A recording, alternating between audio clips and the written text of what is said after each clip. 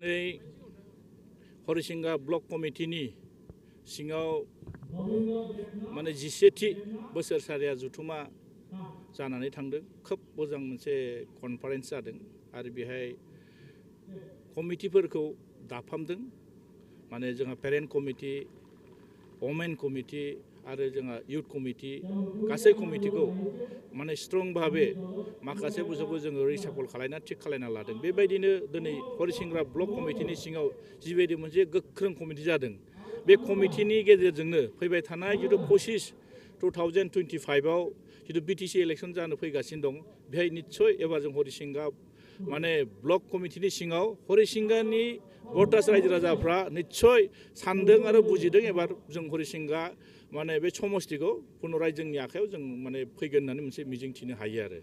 जिथु बिआरनि एमसिएलए हरिसिंगानि जिथु दानि सोलिबाय थानाय बिथाङा दिनै जिथु अनसाय बिथांखिनि चेकबो राननानै होदों बिथाङा नाय अनसाय बिथांखिखौ बिथांमोना जिबायदि राननांगौमोन बेबायदि रानाखै। मानोना दिनै माने बिथांमोना बे आसनिखौ लानानै बिथांमोना जिथु मोनसे नाटक माने दिन्थिबाय थादों, बेनि थाखाय जों रायजो राजाखौ माने बे गोदान बुस्थु नङा बा सोमोनांनांगौ बाथ्रा। बिथांमोना मोनसे नाटकसो खालामबाय थादों। मानोना दिनै मोनसे अनसाय बिथांखि होनायखौ जों बाजायाखै, होनांगौ आरो बिनिख्रुइ बिथांमोना मोजां आसनि होथों।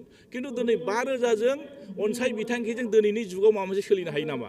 नोंथांमोनानो बिसार खालामना नायबानो जाबाय। दिनै नोंथांमोना दिनै मिडियानि खामानि मावबाय थादों, बे 5,000आ दिनै मा खामानि होगोन? दिनै बिथांमोना जिथु खालामनो नागिरदों, बिटिसिनि जिथु रुपरेखाखौ बिथांमोना चेन्ज खालामनायनि खोथा बुंबाय थादों।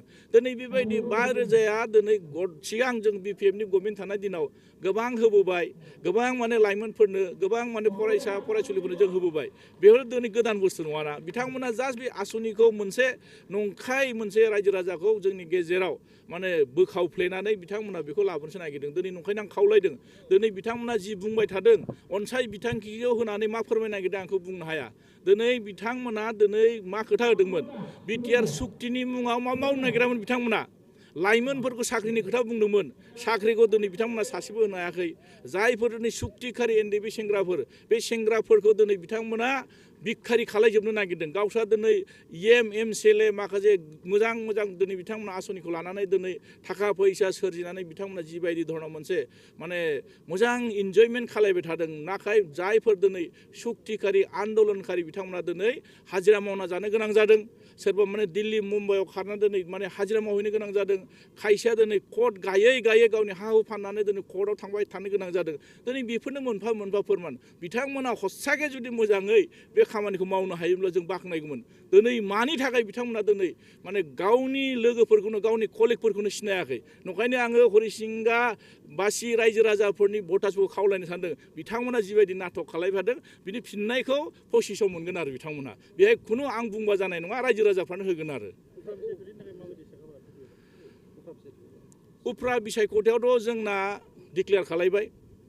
जोंहा सुद्द' बसुमतारीखौ जों बिपिएफ दलनिफ्राय होदों।